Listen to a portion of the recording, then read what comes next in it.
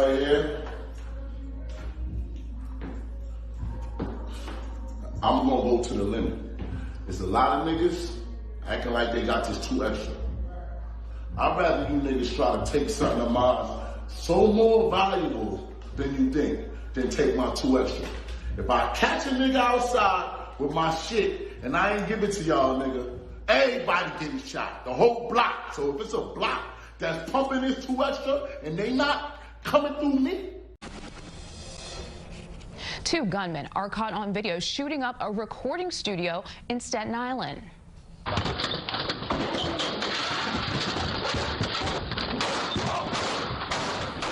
As you can see, the deadly shooting happened last night on Van Duzer Street in the Grimes Hill section. The 2 men were let in the studio after ringing the bell. They fired several shots, hitting 23-year-old Jade Chauncey in the back. He was rushed to the hospital but died later of his wounds. So far, no arrests have been made. Welcome to Urban Crime Chronicles, where we bring you nothing but the truth.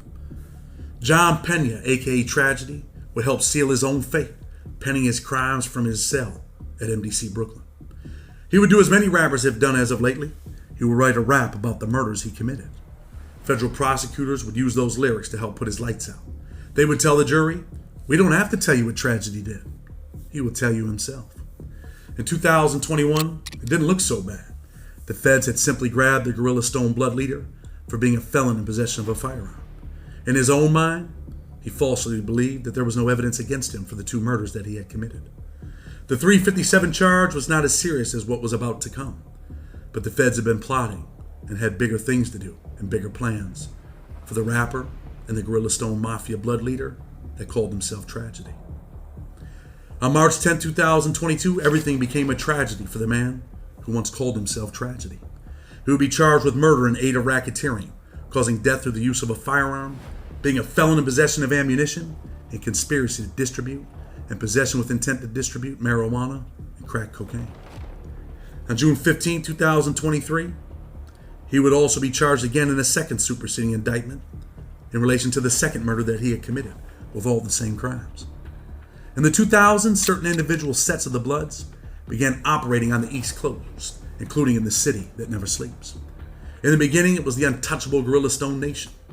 The Gorilla Stones were composed of multiple sets, according to the feds, known as caves, which included the Gorilla Stone Mafia.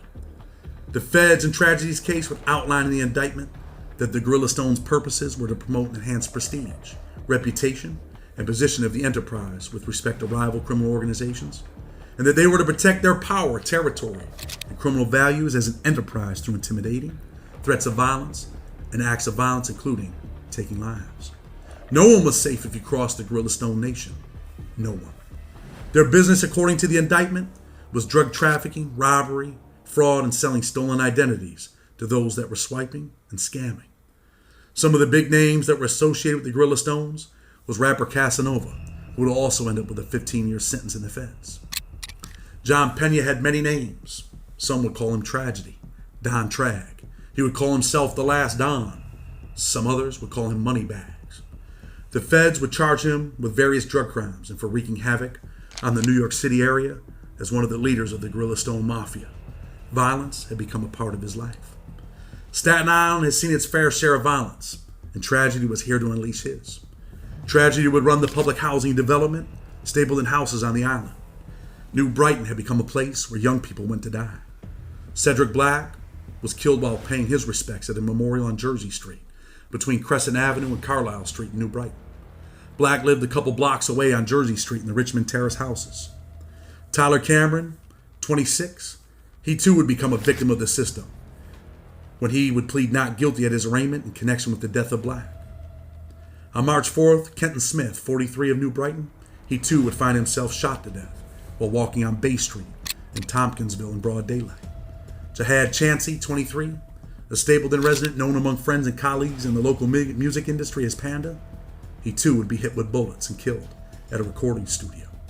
Lateef Dudley, a young father at 26 years old, was determined to make up for the time he had missed with his then 2-year-old son after a prison stint. He would be shot and killed in late February in Stapleton. The streets, whether in Staten Island or in the city, are always dangerous if you're in the wrong place. Beef in the streets always ends bad. Mark Bahamas would feel the wrath of tragedy in a North Shore neighborhood during a memorial for another dude he was once part of that life. The memorial was for Avante Brock, a former Gorilla Stone Mafia member who was murdered around 1 year earlier in another gangland shooting outside a local bodega.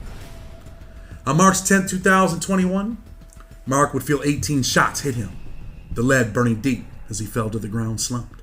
Some of the shots would hit him in his chest, his right leg, both arms and hands. There was nothing he could do but look at the stars at 2 a.m., saying goodbye to New York City for forever. His young life in the streets had claimed him at 26 years old. The government alleges he was once a homie, but became a former Gorilla Stone Mafia member, and tragedy was out to get him. The streets and gang life gave Mark nothing, but took everything.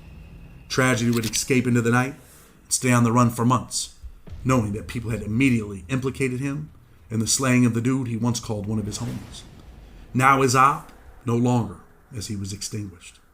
Cops would have surveillance video footage of tragedy encountering Mark, photos of him wearing similar clothes and carrying the firearm hours earlier, and police testimony identifying him in the footage. A video posted on Facebook Live during the late night hours of March 9, 2021, and or the early morning hours of March 10, 2021, showed tragedy carrying a gun in his waistband, the murder weapon. The feds had what they needed, and tragedy gave it to them. With murder on his mind and sealing his fate, he would resurface on the island on June 22nd. This time, his op was over a chick. It was Francisco Gonzalez who would feel the wrath of tragedy's gun. The father of 3 would breathe no more. With just over a month of being free from the feds for drugs and bullets, he too would lose his life. Tragedy would force his way into an apartment on Stanley Avenue in New Brighton at 2:30 a.m. and stand over his prey as he slept, shooting him in the head as he lay next to his girlfriend, Jada McCombs. She would later take the stand in federal court as a witness for the prosecution in the case against the man she claimed killed Gonzalez.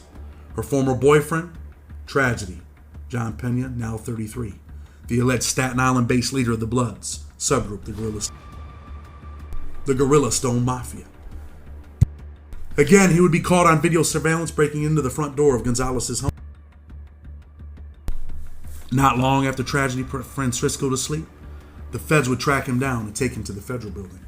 Tragedy was still wearing the same clothes as that in the video surveillance when he kicked the door in. He would be booked and the feds kept gathering evidence. They would seek a warrant to search his cell at the MDC facility in Brooklyn. While in Brooklyn, one of the Gorilla Stone members wanted out of jail, and that person was Tragedy's homie, his cellmate. The cellmates always get you. That homie would reach out to the feds and tell them he had information that would help them with Tragedy. Tragedy had showed him the GSM code of conduct in the defendant's own handwriting. Tragedy would direct the homie to transcribe the document, as well as another document that included Gorilla Stone Mafia code words. He would also show him rap lyrics and a song that Tragedy put together about the murders of Mark and Mr. Gonzalez. When Tragedy left the cell, he would copy the lyrics down in secret so that he could send them to the police while looking for help on his own charges. He would tell the police that Tragedy had kept the papers, personal effects, and photographs in his cell. He had one clear bag for rap songs and another with photographs of himself and other Gorilla Stone Mafia members. That's all he had now. He would also tell the cops that Tragedy had a cell phone and would post on his social media from that phone. His homie was also his co-defendant on the case. But when shit got real, he needed a way out, and his way out was Tragedy. Cops would get a warrant to search Tragedy's cell at MDC Brooklyn off of his homie's information. And there they would find what they came to get. Again, Tragedy had given the feds more evidence. He would take responsibility for the murders of Mark and Gonzalez with his lyrics such as, "Cuz I turn all my ops into ghosts. Francisco, I mix them, and Mark, I gotta chill. They don't know lately how I feel. Like the Reaper, if I spot him, I'm snatching his soul." Pena also wrote about killing Gonzalez, including, "Left his brains on them sheets, man. What was he thinking?" Referring to the fact that he had shot Gonzalez in the head while Gonzalez was asleep in bed. There was nothing left but the crying, and now Tragedy too was left to cry. While at MDC Brooklyn, his father, Mr. Pena Sr., would meet his own Reaper. He was murdered on November 28, 2022, and the judge told him he couldn't go to the funeral. 29-year-old Deron Miller would be arrested for killing Tragedy's 53-year-old father. Police would say he was the intended target when Duran and another man let loose. Later on, Duran would plead out to gun possession in exchange for a 5-year sentence in the murder of Pena Sr. But Tragedy himself would not be so lucky. He would go to trial in the federal courtroom in Brooklyn for the killings, drug possession, and weapons. The government would highlight his status as a gang member. They would tell the jury about his violent streaks and how he wanted people to fear him. Tragedy, they would say, was consumed by seeking revenge against rivals and maintaining his leadership position in the Gorilla Stone Mafia gang by any means necessary, including putting people to sleep that violated or turned their backs on the gang. The jury would come back on September 24, 2024 in Brooklyn, returning a guilty verdict against John Pena, aka Tragedy, on all 6 counts of the second superseding indictment that charged him with murder in aid of racketeering, causing the death through use of a firearm, possession of drugs, and conspiracy to distribute and possess with intent to distribute marijuana and crack cocaine. Tragedy was convicted of murdering Mark on March 10, 2021, and Francisco Gonzalez on June 22, 2021, on behalf of the Gorilla Stone Mafia. The U.S. Attorney, Brianne Peace, would say killing a man as he slept in bed and shooting another man with a dozen bullets are shocking examples of Tragedy's ruthlessness. Today's verdict ensures he will spend the rest of his life in prison for his direct role in the extreme violence and drug trafficking wreaked on a Staten Island community. For now, Tragedy will be buried alive in federal prison in a cell until he takes his last breath. When you're out here committing Wild West violence, it is a given that them boys will be on you, and your fate is likely prison for the rest of your life. Leave a comment and tell me what you think about this case and how people blatantly seal their own fates by posting on social media, writing rap lyrics,